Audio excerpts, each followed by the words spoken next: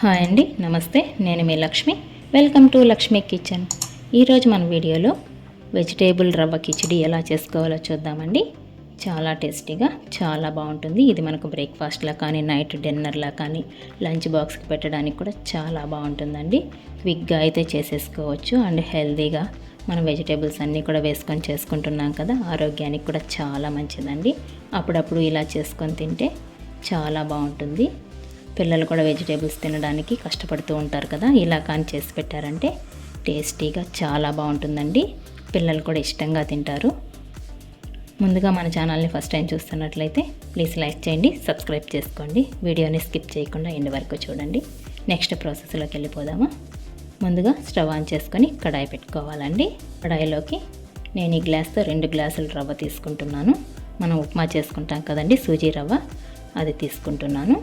మీకు క్వాంటిటీ ఎక్కువ కావాలనుకుంటే మరో గ్లాస్ కూడా వేసుకోవచ్చు. ఇప్పుడు ఈ రవ్వ అంతా కూడా పచ్చి వాసన పోయి మంచి స్మెల్ వచ్చేంత వరకు ఇలా కలుపుతూ అయితే ఫ్రై చేసుకోవాలి. మంటని మీడియం టు లో ఫ్లేమ్లోనే అడ్జస్ట్ చేసుకుంటూ ఈ రవ్వ అంతా కూడా లైట్గా కలర్ మారేంత వరకు ఫ్రై చేసుకోవాలండి. చూడండి, రవ్వ అంతా కూడా బాగా ఫ్రై అయిపోయింది కదా. ఇప్పుడు ఇదంతా కూడా ఒక ప్లేట్లో తీసి పెట్టేసుకుందాం. ఇప్పుడు మళ్ళీ కూడా అదే కడాయిని పెట్టుకుందామండి. నెక్స్ట్ అందులోకి 6 టేబుల్ స్పూన్ ఆయిల్ అయితే వేసుకుంటున్నాను. ఆయిల్ బాగా హీట్ అయిన తర్వాత నెక్స్ట్ ఇందులోకి 1/2 టేబుల్ స్పూన్ ఆవాలు, 1 టేబుల్ స్పూన్ పచ్చెనపప్పు, 1/2 టేబుల్ స్పూన్ జీరా వేసుకొని ఫ్రై చేసుకుందామండి. ఈ ఆవాలు జీరా అంతా కూడా చిటపడలాడిన తర్వాత నెక్స్ట్ ఇందులోకి ఒక 6-7 జీడిపప్పు పలుకులు చీల్చి వేసుకుంటున్నాను. నెక్స్ట్ ఇందులోకి 2 లవంగాలు, కొద్దిగా చెక్క వేసుకుంటున్నానండి.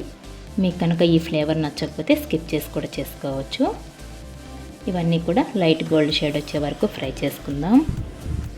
ఇలా ఫ్రై అయిన తర్వాత నెక్స్ట్ ఇందులోకి 1/2 ఇంచు అల్లం పొట్టు తీసుకొని ఇలా చిన్న ముక్కలుగా కట్ చేసి వేసుకుంటున్నానండి. నెక్స్ట్ పెద్ద సైజ్ ఆనియన్ ఒకటి ఇలా పొడవుగా కట్ చేసుకొని వేసుకుంటున్నాను. ఈ ఆనియన్ అంతా కూడా లైట్ గోల్డ్ షేడ్ వచ్చే వరకు ఫ్రై చేసుకుందాం. నెక్స్ట్ ఇందులోకి 2 పచ్చిమిర్చి పొడవుగా కట్ చేసి వేసుకుంటున్నానండి. అన్నీ కూడా ఒక 2 మినిట్స్ అయితే ఫ్రై చేసుకుందాం. కొద్దిగా కరివేపాకు వేసుకుందామండి. ఆనియన్ ఎక్కువ ఫ్రై అవ్వాల్సిన అవసరం లేదండి, కొద్దిగా మగ్గితే సరిపోతుంది.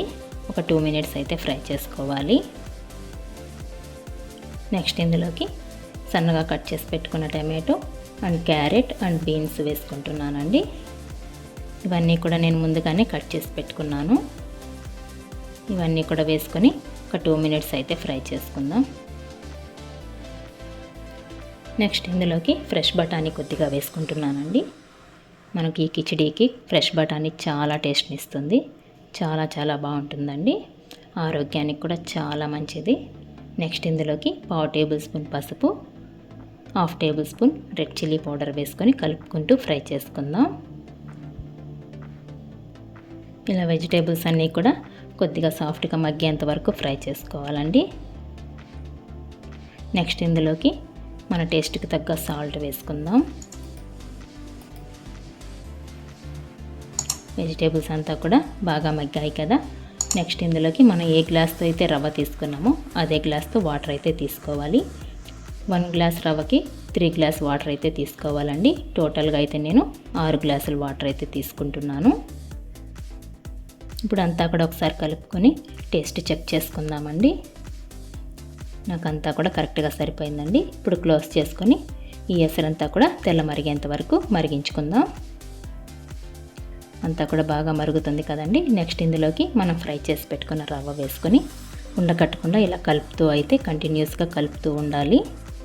రవ్వ వేసిన తర్వాత మంటని లో ఫ్లేమ్లోకి టర్న్ చేసుకోండి, లేదంటే అంతా కూడా బాగా ఎగిరిపడుతుందండి. ఇప్పుడు ఒక 2 మినిట్స్ అయితే క్లోజ్ చేసుకొని మంటను లో ఫ్లేమ్లో పెట్టుకొని ఇలా అయితే ఉడికించుకుందాం.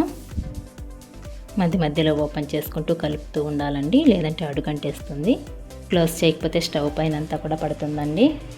ఇలా క్లోజ్ చేసుకొని మధ్య మధ్యలో ఓపెన్ చేసుకుంటూ కలుపుతూ అయితే ఉడికించుకోవాలి. చూడండి, రవ్వ అంతా కూడా బాగా దగ్గర పడింది. చూస్తుంటేనే నోరు ఊరిపోతుంది కదా. టేస్ట్ కూడా చాలా బాగుంటుందండి, మీరు ఒకసారి ట్రై చేయండి. వెజిటేబుల్స్ రవ్వ కిచిడి అయితే రెడీ అయిపోయిందండి. చాలా టేస్టీగా చాలా చాలా బాగుంటుంది.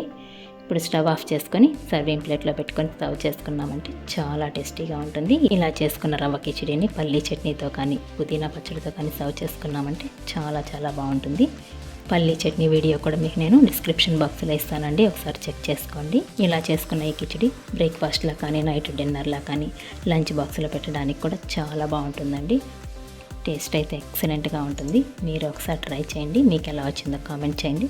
నా వీడియోస్ కనుక మీకు నచ్చినట్లయితే ప్లీజ్ లైక్ చేయండి, మీ ఫ్రెండ్స్ అండ్ రిలేటివ్స్కి షేర్ చేయండి. మరిన్ని కొత్త వీడియోస్ కోసం మన ఛానల్ని సబ్స్క్రైబ్ చేసుకోండి. థ్యాంక్స్ ఫర్ వాచింగ్ అండి.